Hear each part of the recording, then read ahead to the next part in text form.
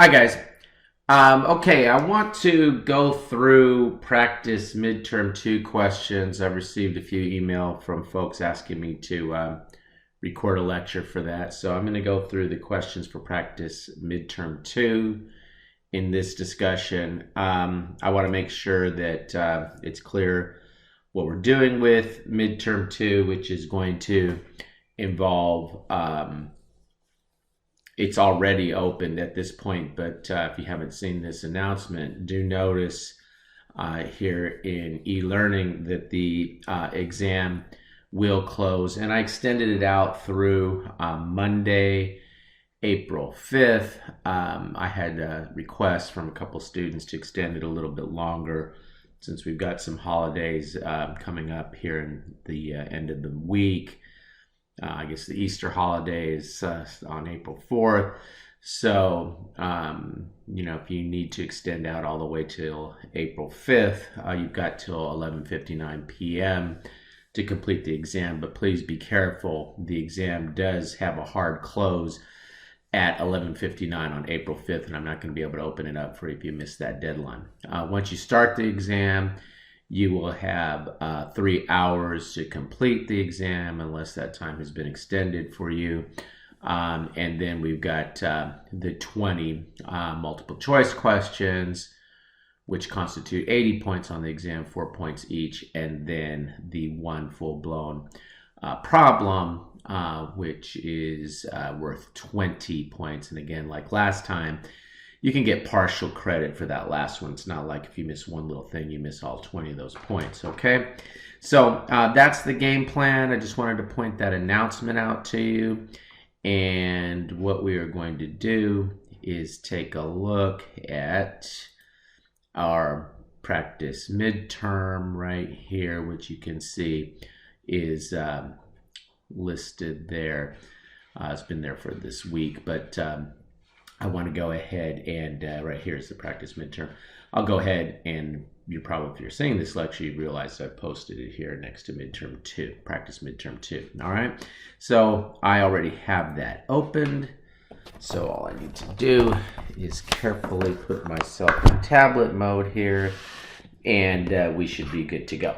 Okay. All right. So let's go ahead and take a look. This is practice midterm 2. Okay. And let's just take a look at this first question, all right? So a company issues $15 million, 7.8%, 20-year bonds to yield 8% on January 1st, 2020, okay? So here we're the issuer of the bonds, so we're going to be accounting for the bond liability, right?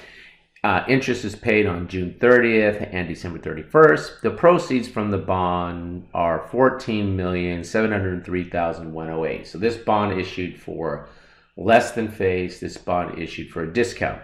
Using effective interest amortization, what will the carrying value of the bond be on December 31st, 2020 balance sheet? Okay, so we need to figure out that liability. We know that the bond is starting out at a discount here for us. It's issued at less than face.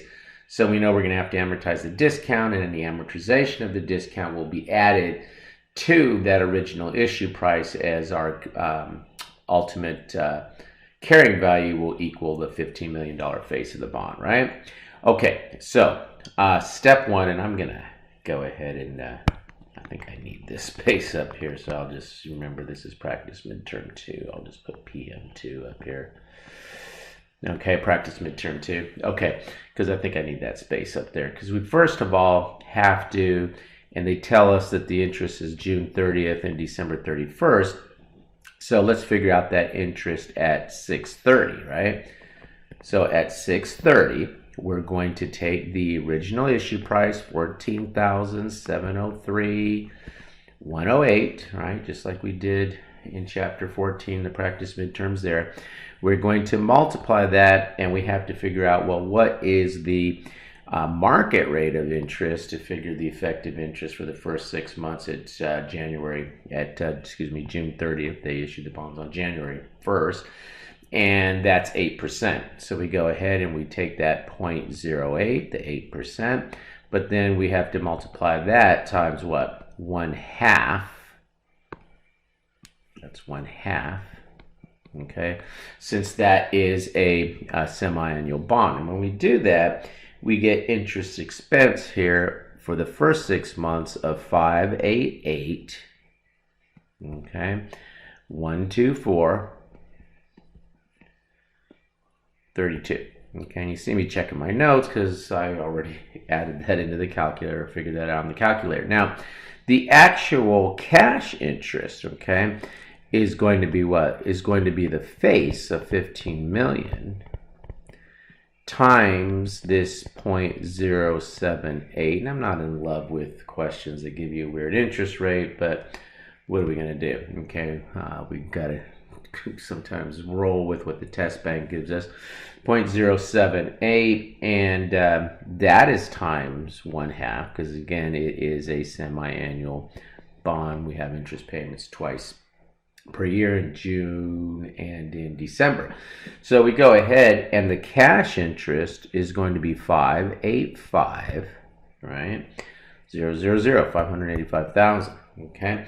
Now the difference between that cash interest, right? That's the cash interest, and the effective interest, okay, is giving us a difference of $3,124.32. Okay, now we have that, and because this bond was issued at a discount, we have to, remember I told you, always add, in our lecture, in our practice midterm in this chapter, we always add the discount amortization to the previous carrying value. So if we started out, and that's why I wanted to clear this room up here, at 14,703,108, and we have a discount amortization of 3,124.32, okay, that's going to give us a new carrying amount for the next 6 months of what?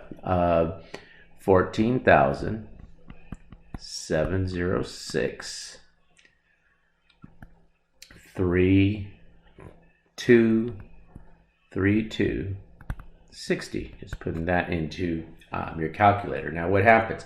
Well, now we sit here and we say, well, if that's the case, then we're going to have to calculate that interest now for the next 6 months. And so we go ahead and multiply that times, again, it's the effective market rate of interest, yield rate, all synonymous terms, times the 1/2. Okay. And when we do the math on that, we get, and I'm just going to go ahead and write it over here, okay, just because it's going to be a little easier for us. So the product of this box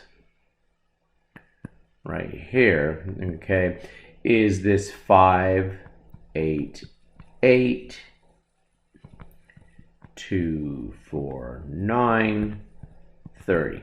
Okay, that's the effective, the yield for the next 6 months, right? From June 30th to July 1st, I guess, December 31st. So then I subtract that, and I don't have to recalculate that cash interest. That's the same every 6 months, right? That cash interest down here, 585,000. That difference now is, I'm going to just squeeze it in here, I guess. That difference now is 3. Where'd it go? Just was looking right at it. 3,249.30. Okay, so that's the discount amortization for the next 6 months. And so I take what? I take the previous carrying value, right, that started out the second 6 months from July 1st to December 31st at 14,706. Just picking up that number, 323.60, and again I have my discount amortization. I add that 3,249.30.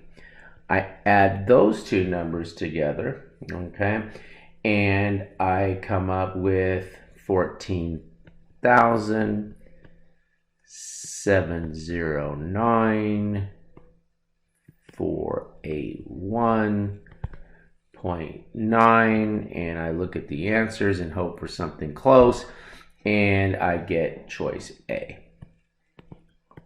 Okay? All right. So you will definitely see see something like this on the exam where I'm going to expect you to be able to amortize a bond. I don't know that you get that much other than some endurance, I guess, of having to go through an entire year with 2 semi-annual periods. But so be it. That's what we're doing with that question. Okay. All right, good. So now we look at this next one, and we've got a $25 million bond, 7.8% interest rate, 20-year bond, yield 8%, and interest is paid June 30th, December 31st. The proceeds from the bond are $24,505,108, and they want to know how much the interest expense should be. Okay, so I'm going to let you do that one. Interest expense. So let's look at this one. Okay, it's not the same exact thing.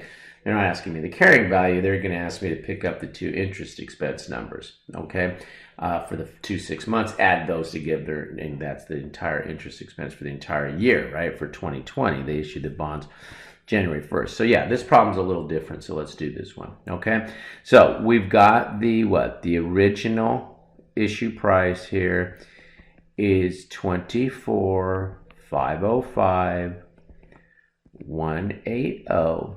Okay, 180, and we're going to multiply that times. Let me fix that number. I'm not liking the way that's looking. 1. Let's see. I'll try it one more time. 180. Okay, looks better. Okay, times 0.08. My 8s don't come out so great with this stylus. Is the interest rate, right? We use the effective interest rate times 1/2. Okay. Now, when we do the math on that one, we get this 980, right? Now I'm going to give up on my 8s here. 207 and 20 cents. Okay. Now we have to compare that to the cash interest. And the reason we have to do that is because we need to figure out what the carrying value of this bond is going to be in order to get the interest expense for the next 6 months. Okay, so I'm going to pick that number up, that 9. Well, let's go ahead and figure out the cash interest on this thing. And it's what? It's 25 million times, now I pick up the effective rate, 0.078, and then of course I have to multiply that times 1/2 because it's semi-annual, and that gives me cash interest of 975. Okay, now when you take that cash interest of 975 and you compare it to this number, okay, I'm just bringing this number up, of 980,207.20, you get a difference here of what that's going to give me, a difference of 5,207.20. Right? Now I'm going to take that 5,207.20 and I'm going to add that now to my previous carrying value. Okay, so I'm going to go ahead and pick up my beginning amount here, which was this, and again I start to run out of room on these questions. Okay, so I take this, I'll write it over here, this original carrying amount of 24,505,180, right? And I'm going to add that difference, 5 207.20. Okay, I'm not sure I'm adding my lining my numbers up beautifully here, but that's okay. That gives me 24,510,387.20. Okay, so now I've got my carrying amount for the next 6 months, and I go ahead and I'm going to multiply that times what? Times 0.08, pick up the effective interest, and I'm done with my eights here, okay? And I'm going to multiply that times, of course, 1/2.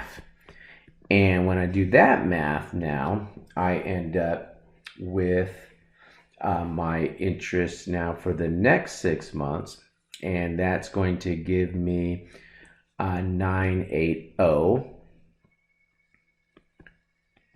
Okay,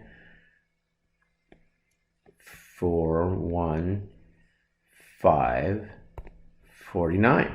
Okay, that's my interest from July 1st to December 31st, and I take that and add it to this number way over here, 980.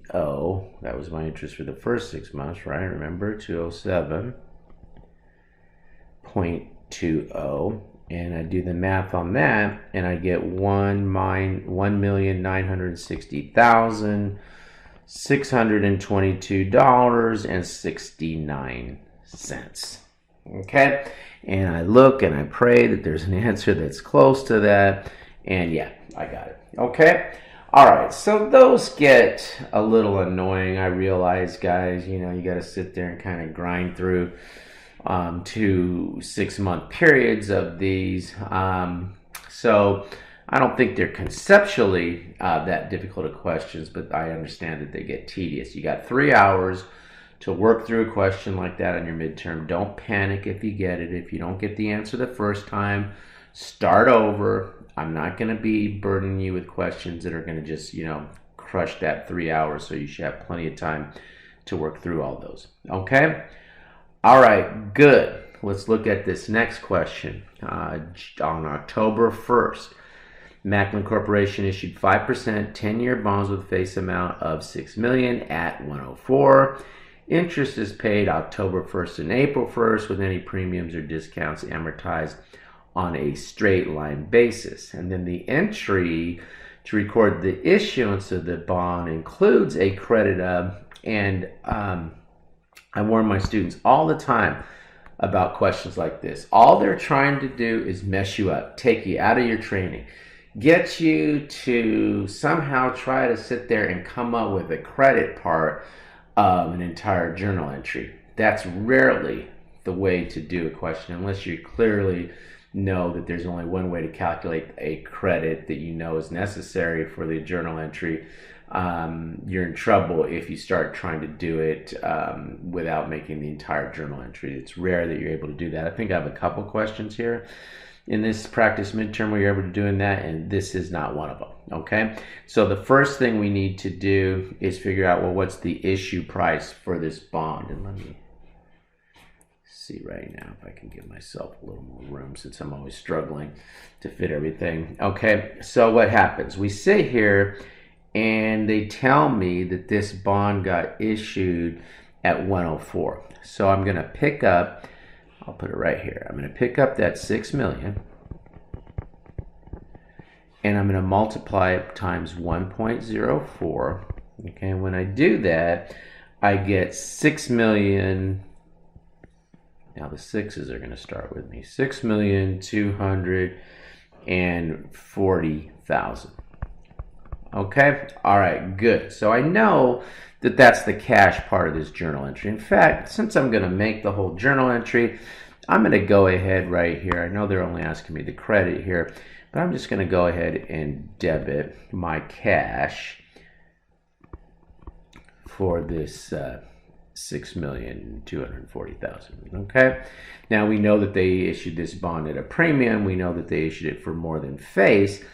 But we have to sit here and figure out, well, what is going to be the amount of the premium, what is going to be the amount of the bond payable, right? And we know that the bond payable now, okay, is always going to be at face for the $6 million. So we have to make this journal entry balance. So we have to go ahead and do what? Credit the premium for this $240,000.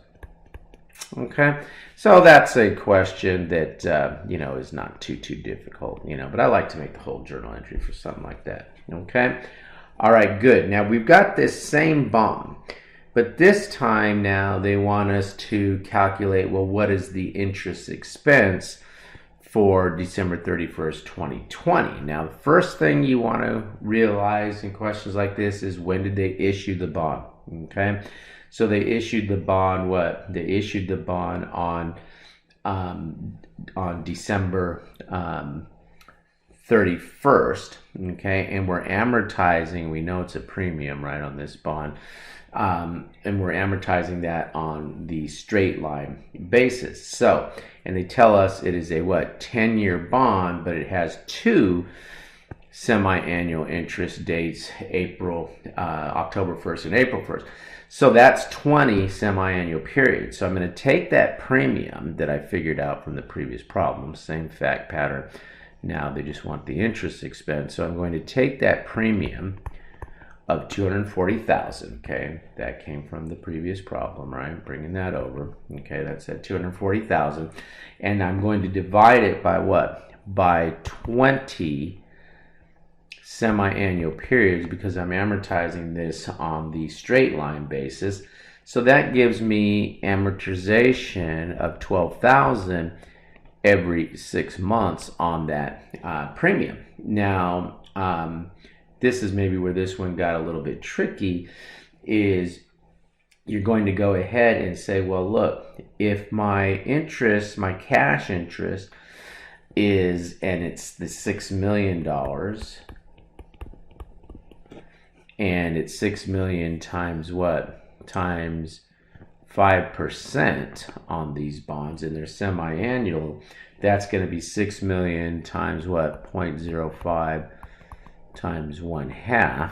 That gives me now every 6 months $150,000 of interest, cash interest. That's my cash interest, right? I'll put cash under that. Okay, that's my cash interest. So I take that $150,000. Okay, but my premium amortization is $12,000 every 6 months. So I subtract off the $12,000 premium amortization. That means my interest expense every 6 months is $138,000. Okay, and you look at the choices, and they're baiting you into grabbing D, but it's what? It's only the 6 months that we're looking at. They issued the bond, 3 months that they're looking at: October, November, December. So really, I'm only taking interest for what? For 3 of the 6 months in that semi-annual period. And so I go ahead, and when I do that, I get $69,000. The correct answer here is A. Okay? All right, good. Let's go ahead then, and let's take a look at our number 5. And we've got this Cant Corporation, and Cant Corporation retires 500,000 face value bonds at 102 on January 1st, following the payment of interest. The carrying value of those bonds at the redemption date is $481,250. And so what should we do to record the redemption? And remember, first off, to figure out the cash that we're going to get when we retire this bond, we take that times 500,000 times 1.02. That's going to give me 510,000, right? Okay, that's the cash. I'll write cash over here. It's not a journal entry yet. I'll just go ahead and write the cash over here. That's the cash that they're going to get when they retire, that they're going to have to pay, They're retiring the bond. So they're going to pay this cash out, 510,000. Now, what happens? The carrying amount of the bond is 481,250. And like I was saying in the discussions we had earlier in the lecture and stuff, pretend you owed $510,000 on your house, and somebody said, "Hey, you want to pay that off for you owed, excuse me, $481,250 on your house," and you say, someone says, "Hey, you want to pay that off for 510?" You'd say, "Wow, I'm a loser because you're having to pay $28,750 more than what you owe to pay that off." That's what's going on here. So that's a loss, right? So we're going to go ahead and we're going to debit cash for what? For the 510, right? Because we're not going to debit the cash. We're going to credit the cash for 510. We're paying that cash. We're paying this bond off, John. So we're going to have to credit the cash, I'll write it down here, for $510,000, right? And then we're going to debit the bond payable, and we're going to debit the bond payable for $500,000. Since the carrying amount of the bond was $481,000, $500,000 minus what? $481,250. That is going to be the discount on the bond, and so the discount on this bond is $18,750. So to get rid of the discount, I'm getting rid of the bond. I have to get rid of the discount. I'm going to credit the discount, $18,750. Got rid of the discount. And then to make this journal entry balance, of course, I debit the loss for $28,750. And then I look, and when I do the whole journal entry, right, following through, it's a lot of work to get to the journal entry. Not a lot of work, but you know, I've got to do some work to get to the journal entry. Then it's easy to select the correct answer, which is I credited the discount, $18,750, to get rid of that. And I guess you needed to watch this video to figure that out if you hadn't figured it out on your own, because I guess, oh no, it's there. There's the answer. So it goes over to the next page. Okay, good. Okay, all right, good. Let's go ahead. So that was sort of some of the key takeaways from, I guess it was chapter 14, dealing with the bond payable liability. Okay, so then we come over and we start to get into that next chapter, I think, where we start talking about stockholders' equity. And one of the key things there was how do you account for treasury stock. So we've got this Pemper Corporation, and they started in 2015 by issuing 200,000 shares of $20 par value common stock for $27 each. Interesting, and I don't care because it's not going to affect this question, because we're going to be dealing with the treasury stock, and we use the cost method, right, in this class. So 95% of the companies use the cost method, so I'm not going to worry about, they call it the par value method. We're not going to worry about that here in this class. We're just going to deal with the cost method. So in 2020, 25,000 of these shares were purchased at $39 per share by Pemper Corporation and held as treasury stock. Okay, when I get these treasury stock questions, and they're going to end up asking me, well, what happens with the paid-in capital from treasury stock transactions? I start saying to myself, okay, I'm going to keep track of this thing as I go along so I don't get myself confused at the end of this question, right? So I take this 25,000 shares of treasury stock that they've purchased, and they tell me they purchased them at $39 per share. And so that means that they had to cough up $975,000 of cash to be able to purchase this treasury stock. And under the cost method, you debit TS as treasury stock, guys, $975,000 for the treasury stock, and you go ahead and you credit the cash for $975,000. Okay, all right. And I just do that to make sure I'm clear on what I got in the treasury stock account. Okay, Then on June 15th, 2021, these 25,000 shares, that means all of them, right? These 25,000 shares were exchanged for a piece of property that had an assessed value of $7.60. Pemper stock is actively traded at a market price of $45. Don't fall for that one. I don't care. Cost method is used, and what's the amount that should be created as paid in capital from treasury stock. Well, what's happening? Well, when I, receive cash back for that treasury stock or land of a certain value or whatever, I'm going to always, I don't care if I get less cash, land with a lesser value, whatever, and that's the entire treasury stock account because it's all 25,000 shares.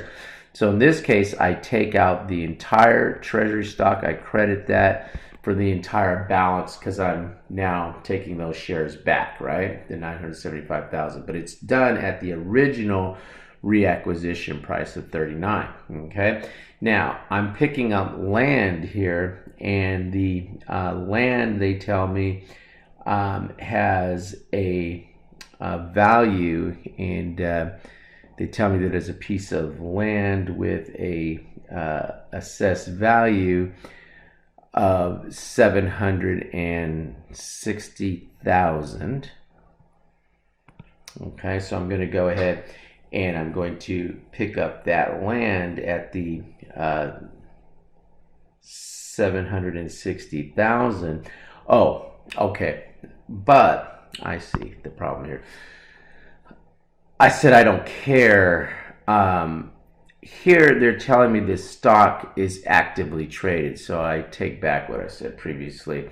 I do care, okay, because if they tell me that the stock is actively traded, that is a way of this question telling me don't worry about this assessed value of the land. Okay, the assessed value of the land is of no consequence because, appraisers aren't nearly as reliable as the price for stock that is actively traded. So the value of this land is going to be determined by this stock that is actively traded, meaning that it's traded on the stock exchanges, they ring the bell at the end of the day, everybody agrees to the price. So I don't need that number for the calculation of what I need to credit to the treasury stock, but I do need that number for what I'm going to debit to the value of the land. So I take that $45 per share, I do pick that number up, and I multiply that now times what? Times my 25,000 shares. And when I do, and of course in typical fashion, I forgot to write down my calculation of that, $45 per share times 25,000 shares gives me 1,125,000. Okay, 1,125,000. That's what I'm going to debit the land for. So that gets a little bit tricky, guys, in that the key phrase there was that the land is active, the stock is actively traded, and so that allowed me to determine the value to bring the land on because I gave up stock that was actively traded. It had a more readily determined value. So now I need what? I need a credit of 150,000 to make this journal entry balance. I'm going to get that line out of the way. It's not helping me. And that's going to be a credit to what? To APIC TS, APIC treasury stock, because I did what? I got to get rid of shares, or I gave up shares that I had originally purchased for $975, and I got something back of value, and that's all one journal entry there, of $1,125,000. Well, that's additional paid in capital here of $150,000, which is what they asked me for. Okay. All right, good. Come over and let's look at number 7 here. And now we've got this Valdez company, and they reacquired 30,000 shares of their $10 par value common stock for $15 per share. We're going to use the cost method. We always use that in this class. The journal entry to record the reacquisition of the treasury stock should include a debit of, and after looking at that last question, that's pretty easy, right? 15 times the 30,000 shares. Do the math on that.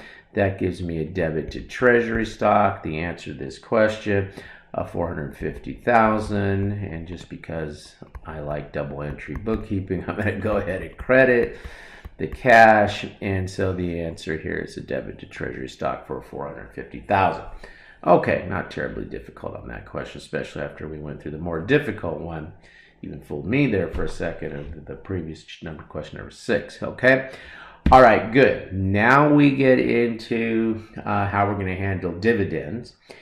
And we've got 2 classes of stock here. We've got preferred and we've got common. And we want to see what is the dividend that's going to be paid to our preferred shareholders. And I think there's 2 years contemplated in this thing. They want to know what's available for 2021 to be paid for the preferred shareholders. So what happens? We have 4,000 shares of 5% $50 cumulative preferred stock. That means that we're going to have to pay out any dividends in arrears before anything is available to go to the common shareholders. Now let's figure out what that dividend is per year, and it's 5%. Okay. Well, I don't know. I think I like to do it this way. 4,000. My calculator just seemed to enjoy the numbers being put in this way. It's $50 per share, and then it's 5%, right? Because you're paying that on the total par that's outstanding. And when I go ahead and I do that calculation, that gives me 10,000. And that 10,000 will accumulate per year.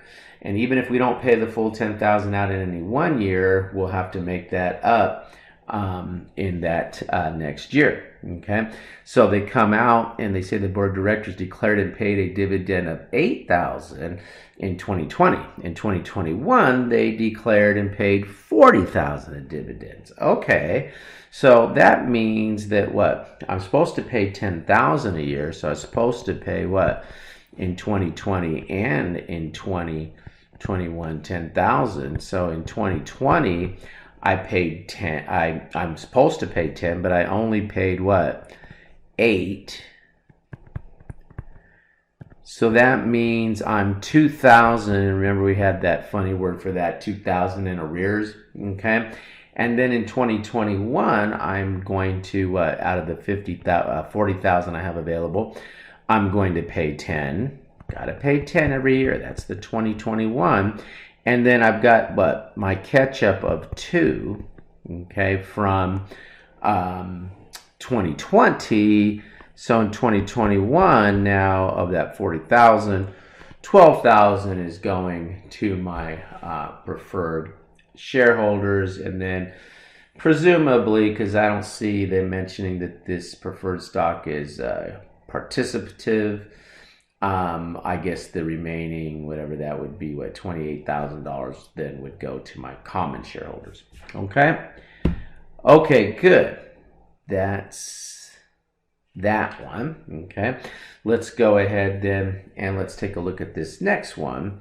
And now they want to know, well, what are you going to give to the common shareholders in a situation that's similar to the previous? Okay? So yeah, I could ask you, what goes to the preferred shareholders. I could ask you what's left over for the common shareholders. So I sit here and I say, okay, 15,000 shares. I like to always figure out that dividend per year for my preferred shareholders first. 15,000 times what? Times the 15,000 shares times the $100 of par per share. And then that's times that 0.04%, okay, or 4%, or in this case, yeah, 4%. And that gives me what? Not 0.04%, but 4%. Okay, that gives, which is 0.04. That gives me $60,000 per year that have to go to my preferred shareholders. Okay, now they tell me that there were no dividends declared in 2019, and then the board of directors declares 110,000 dividend in 2020. Okay, so what happens? Well, if there's 110, let me reread that.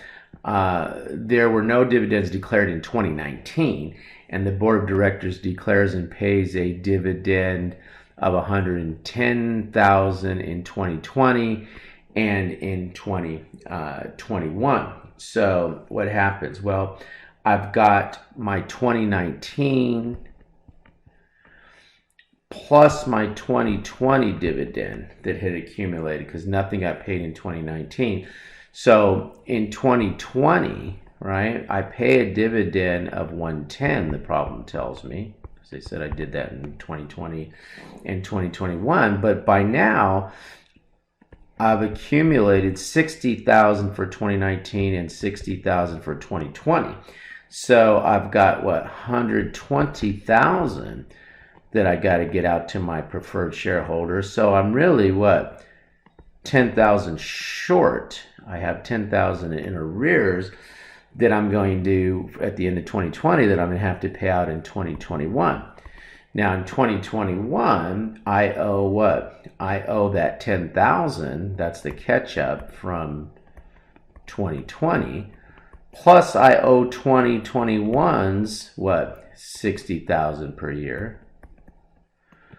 And that all comes off of the, I'm going to move my 2021 up because now it's in my way.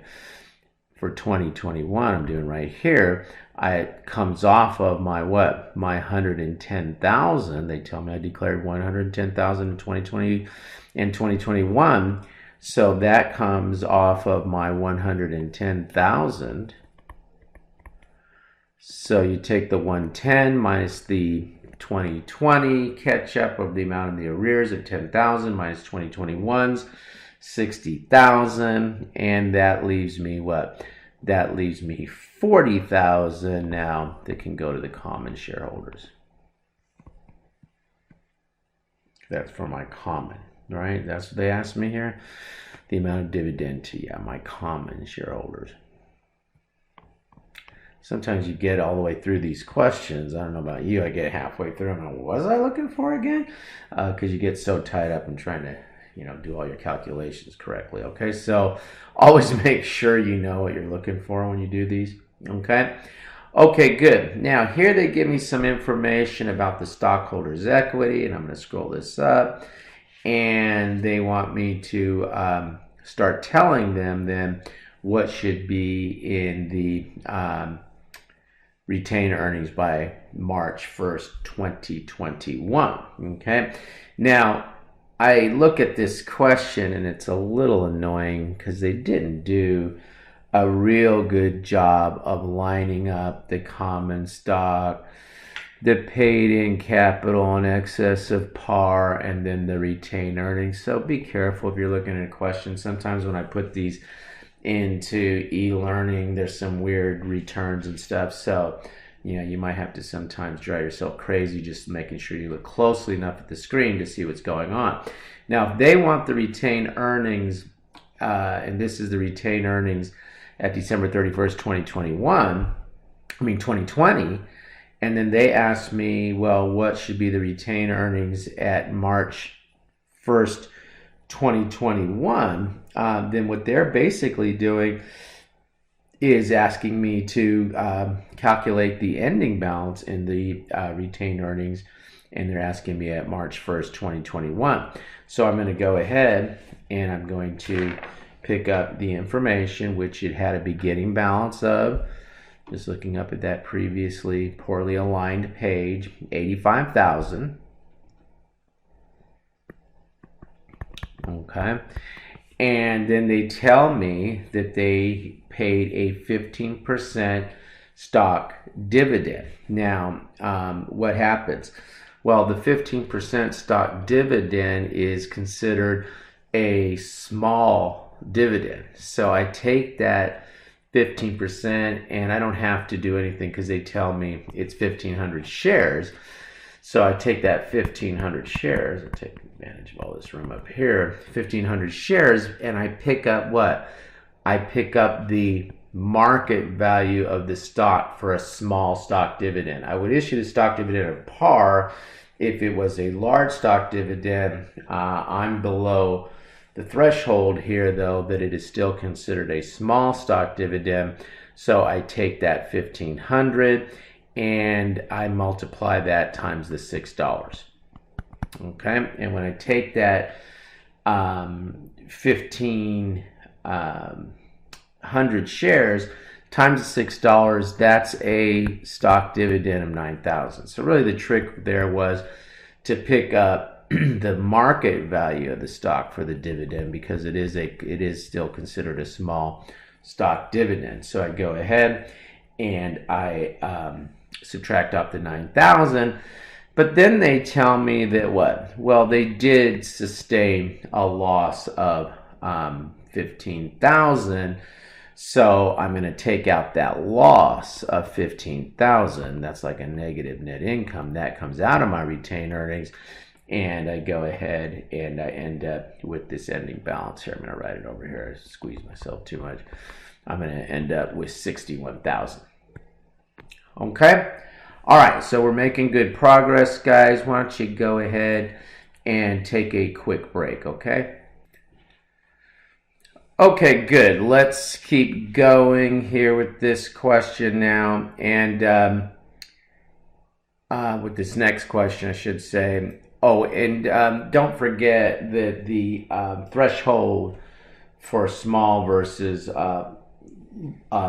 large stock dividend is less than 25%. And when I give you questions on that, I'll make sure that we're well below that threshold. I never really put you on the edge of the threshold and make you wonder, well, geez, where are we? So you'll be well below that 20, I think they say 22.5 to 25%, up to there is still small dividend. I'm not going to put you in the middle of that. I'll put you well into the small versus large.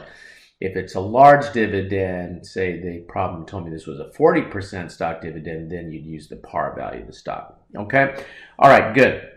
Let's go ahead and let's take a look at this next question. And we're going to be dealing with detachable warrants. Okay? So when we take a look at this one now, let's see what they give us here. And if they're asking me what amount of the proceeds should be going to stockholders' equity, well, the amount that goes to stockholders' equity is that what? Paid in capital for the warrants. So they're basically asking me, when you get the bond, you have to figure out the amount of cash, and then you have to allocate that cash you get to this bond, to the debt, and to the warrants, because remember those warrants trade separately and they're seen as detachable. Okay, so you look at this and they tell me that they issued at 104 $1,000 bonds, and it was 500 of them. So the first thing I think I'm going to do with this question is get out of the way the amount of cash that came in, right? So it's what? 500 bonds. It's what? $1,000 per bond, right? And then they issued them at 104. So I'm figuring out the cash right now. The cash, I'm going to go ahead and write the cash down below this whole calculation. The cash is, if I'm doing my math right, 500, I'll just write it right here, 520,000.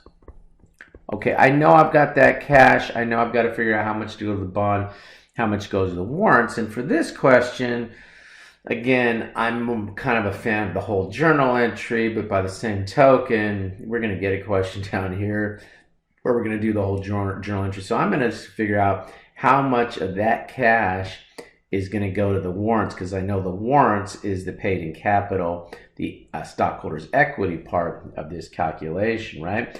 So I know the number of bonds. They told me that 500 bonds. And they tell me now one warrant with one bond. So every bond has a warrant attached to it. So not only is it 500 bonds, I don't even have to do a calculation here, times 1, okay, not $1, but 1 warrant per bond gives me 500 warrants. Sometimes, you know, you'll have to calculate the number of warrants because there'll be more than 1 warrant per bond, but here it gets a little silly to say 500 times 1 is 500 warrants, right? Okay, now I look, and they say at the date of issuance, the market value of the bonds without the warrants was quoted at 96. The market value of each warrant is $40. So I take that $40 and I multiply that times the number of warrants. So the market value of this transaction for the warrants is $20,000. Okay, now be careful. That's not the answer. Because then I have to sit there and figure out, well, how much of this thing is attributable to the bond? And if the bonds have a face, 500 bonds, 1,000 each, that's $500,000, right? Okay, so I'm going to take that, what? I'm going to take that $500,000 for the bonds, right? 500 bonds, 1,000 each is $500, $500,000, and I'm going to multiply that times the 0.96. So now I'm saying, well, for this transaction, 480,000 of the total the market value of that transaction is attributable to the bonds. So then you take what? You take the 480 plus the 20,000. So we've got total market value here on this thing of what? Of 500,000, right?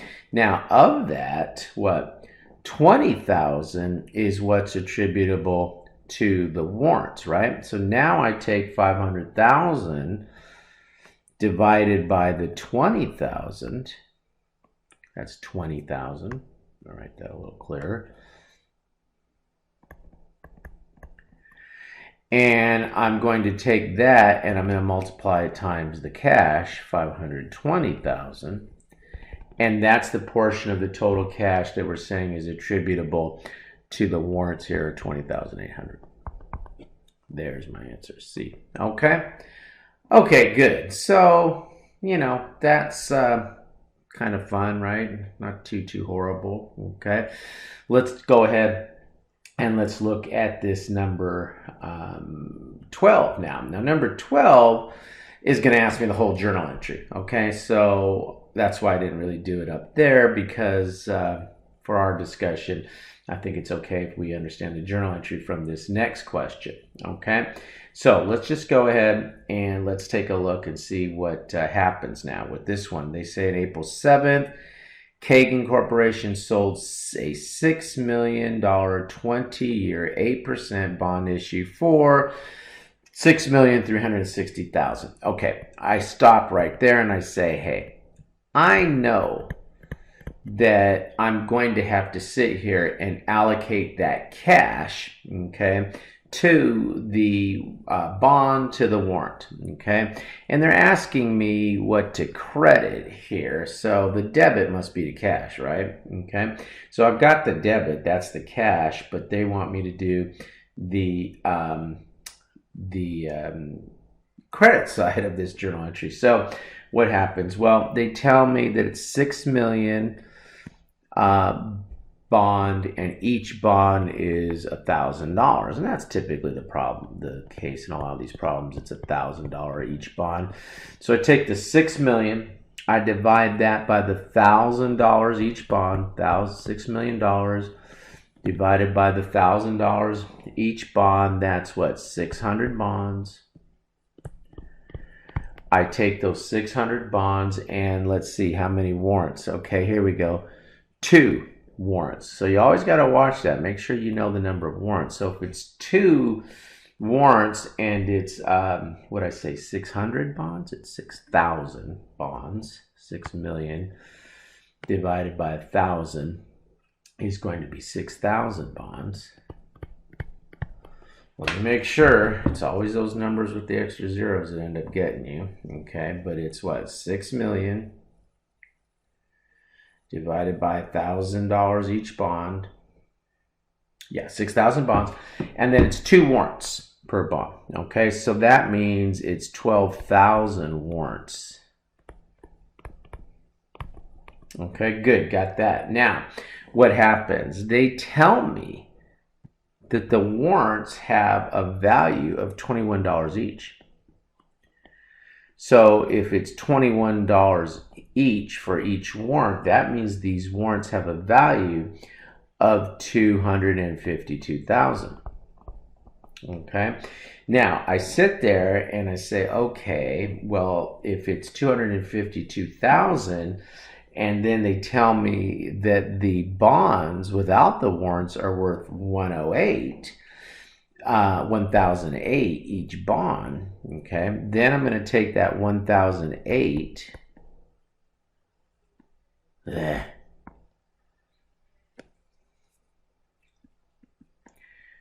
I'm going to take that 1,008 and I'm going to multiply that by the, again, there's my 6,000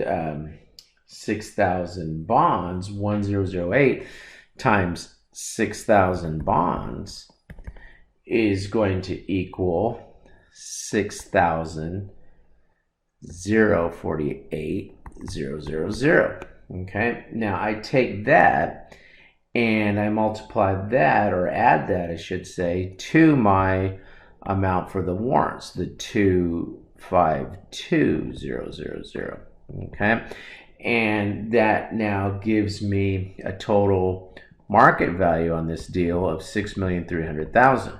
Okay, now I want to figure out, well, how much of that is bonds, how much of that is going to be attributable to the warrants. Okay, so I take that, what, 6,300,000, and I do what? I say, well, it's 252,000, and I multiply that times the 6,360,000 that the problem gave me, right? That's that number there. 6,360,000. Okay, and when you do the math on that, you get, just writing it right there, you get 254,400. Now, when I'm looking at this, these pens are the bane of my existence. 254,400, you look, and there's only one choice in which that is what they credited to the APIC warrants. Okay, now you look and you can figure out, though, the rest of these credits by taking the taking that 6,360,000, right? And if they're telling me that the bonds issued for this 1,008, then you can take that 6,360,000 and figure out the bonds issued at 6 million, and therefore they must have had the premium if you had a question that didn't give you this as the value that went to the warrants. But the difference between the amount that goes to the warrants and the amount that we got that goes to the bonds, that difference here is going over to the bonds, and then that would help you to calculate the premium. Okay. All right, good. So let's go ahead and let's take a quick pause, and then we'll look at this next one. Okay, good. Let's go ahead and let's take a look at this next one now. And now we're going to be dealing with stock options. Okay, remember We have to recognize compensation expense over the period of attribution to the stock options, and we basically are going to be given the value of the stock options using, typically they use this Black-Scholes model, but whatever model they're using to get value of the options, and then we attribute that over the service period. So we're going to be looking, and these problems give you a lot of information. We're going to be looking for two key pieces of information with these. One is going to be, well, what is the value of the option? And two, what is the period of attribution, right? So you take a look, and we've got this Ellison Company granted Sam Wine, an employee, to buy an option to buy 1,000 shares of Ellison Company stock for $30 per share. The option is exercisable for 5 years from the date of the grant. A lot of information. So far, I'm not seeing those two pieces I'm looking for. What is the value of the option? What is the period of attribution? Here we go. Using a fair value option model, total compensation expense. Okay, and there go all my pens. Total compensation expense was determined to be $6,000. Okay, beautiful. So I know the value of the options now is $6,000. So now all I've got to do is see if I can figure out the attribution period. Again, Wine exercises option on October 1st and sold 1,000 shares on December 31st, quoted market prices, etc. The service period, thank you, is 3 years. I'm done. Okay, if it's 3 years and the value of the option is $6,000, that means compensation expense every year for over that 3-year period is going to be what? $2,000, and I guess I didn't give you the answer on that. $2,000 per year. Okay. Okay. Good. Let's go ahead. Let's look at another one. Okay. Now we've got Trent Company granting options to Dick Williams, and it's 400 shares. Stock is $30 per share. Option exercisable for 5 years. Using a fair value pricing model, compensation expense is determined to be $5,400. Good. I know I'm going to use that in the answer, but now I need to figure out the attribution period. The service period, attribution period, service period is 2 years. Divide that by the 2 years. That's choice C, $2,700 in the over the 2 years. Okay, 2021 and 2022, $2,700 each year. Okay. All right. Good. Okay. Not too tough. Now we want to get our earnings per share. Okay. And the trick here is we have to figure out the number of shares of stock that are outstanding. Okay. So it's not too difficult to pick up the numerator here. Is our what? Net income of $1,700,000. Okay, so I know that's the numerator, but we got to work a little bit to get the denominator, because they tell me that they had 400,000 of these total 500,000 shares. You can't just pick up that number. You got to work with this. 400,000, which had issued and outstanding throughout the year, and then 100,000 that got issued on October 1st. So I've got to figure out what's the weighted average of shares that were outstanding. And so I'm going to go ahead and say, well, look, 400,000 shares went from January 1st to October 1st. So 400,000, that's what? 9 months. Don't count October because it was October 1st. 9 months. That gives me 300,000. But then I've got to pick up what? Then they issued another 100,000 shares. They got them to 500,000, right? And that was what? Outstanding for the balance of the year, which is not 4 months, John, is what? 3 months. Okay, 12 months in a year. Okay, that would be October, November, December. And that gives me what? 125,000. Okay, so the total here is 1,700,000 going to be divided by the total of what? 425. Okay, just totaling those two numbers up. All right, that gives me the 425. That doesn't look like I want it to. Okay, so let me do it this way. 300,000, being silly here, plus the 125, okay, gives me what? Gives me then this 425,000 that you see in our denominator here.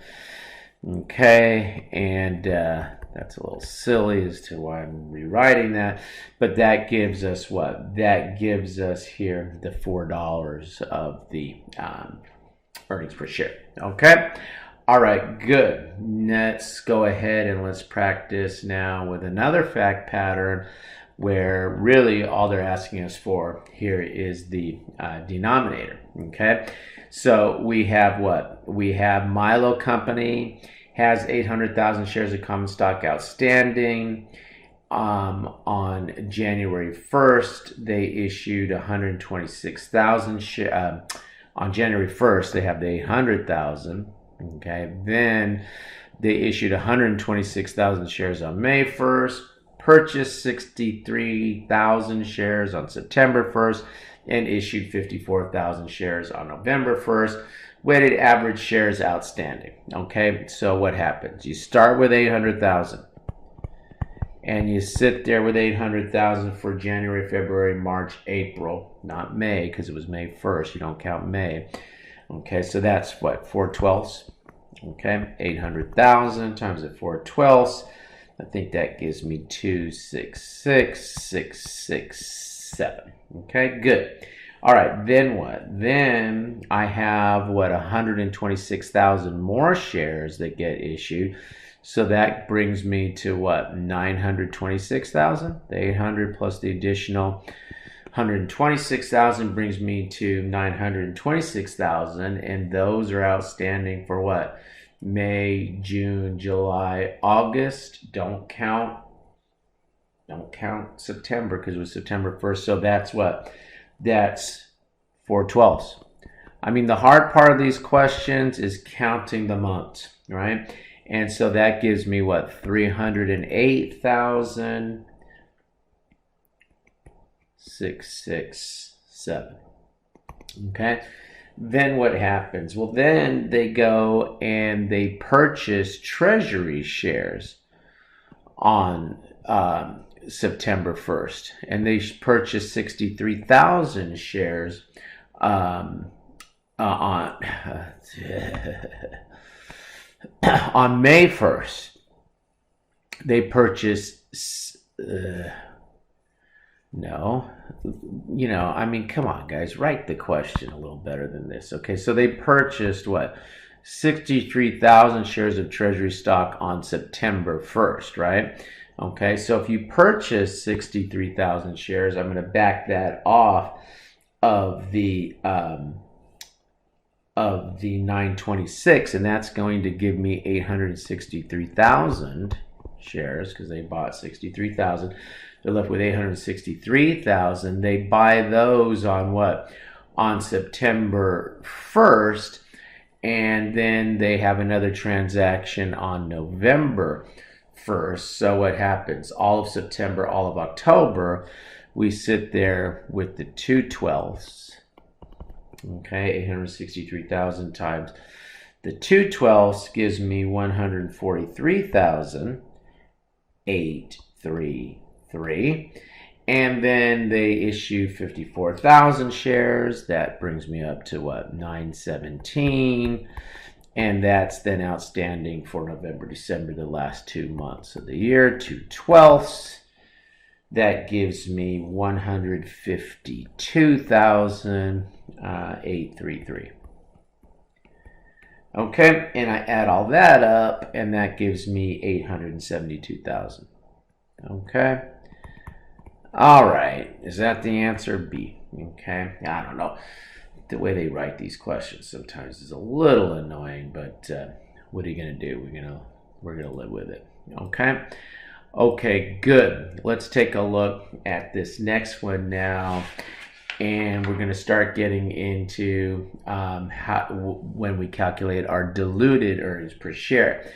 Now, an important thing to always keep in mind, you do not report diluted, anti-dilutive, right? So if my earnings per share goes up after I consider potentially dilutive securities, they would, of course, not be dilutive if they're anti-dilutive, meaning my earnings per share increases above my basics earning per share. I do not report the diluted or the anti-dilutive, okay? So it's important that you first calculate, well, what is my basic, my earnings per share, and then see if the dilutive is lower, and then when you would go ahead and you would report the dilutive. Now, having said that, this one's a little bit different, okay? This one, they're telling me that they have this net income, well, let's just read the question.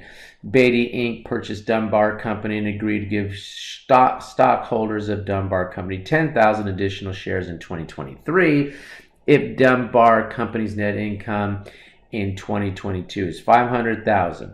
In 2021, Dunbar's net income is 520,000. Beatty Inc. has income for 2021 of 450,000, average number of shares outstanding for 2021 of 100,000. What should we report as diluted earnings per share? Well, when you have a contingent, possibly dilutive, you just go ahead and report it. So I'm going to take and they asked me for 2021, so take the net income, of course, for 2021. And yeah, even though they don't tell me what the income is for 2023, it doesn't matter, because there's a potential that I could have a dilutive impact of these additional, 10,000 shares they told me. I go ahead and I pick those up, and that gives me then 409 as my dilutive earnings per share. Okay, so it doesn't matter. They don't have to tell you, hey, they achieved it or anything like that. If it has the potential of being dilutive, then you include it. Okay, I'm not going to do 18. 18 was that same concept. Okay, so let's go ahead and move into, 19 is that same concept. So I'm not going to do 19. I will do 18. 18, yes, 19.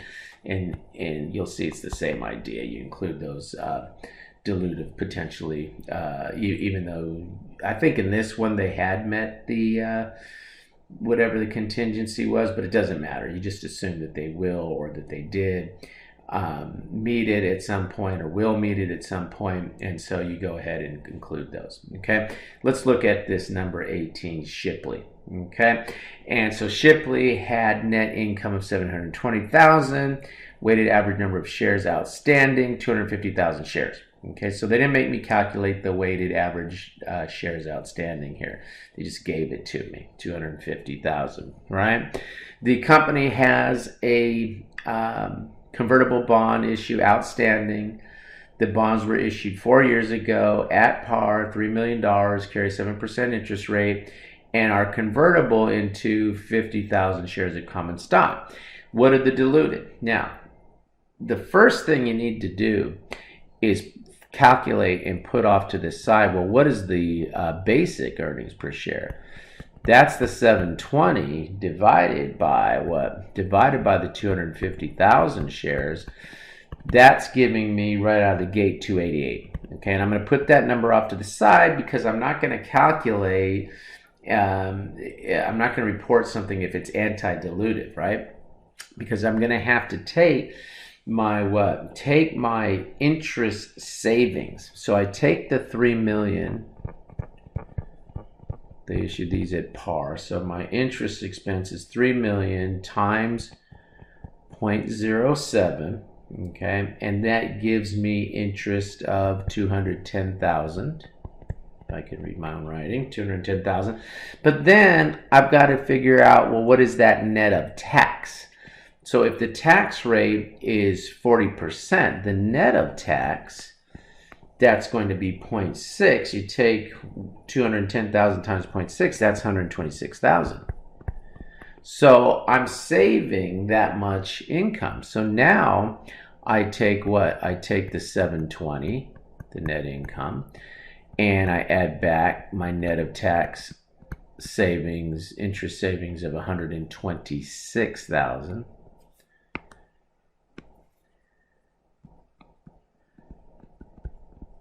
Okay, and I go ahead and I now add those potentially dilutive shares, the what? 50,000. So I'm going to take the 250,000 plus the 50,000 additional shares, and that now gives me a diluted earnings per share of what? 273. Is it 273? Okay, looking at the wrong question. That gives me what?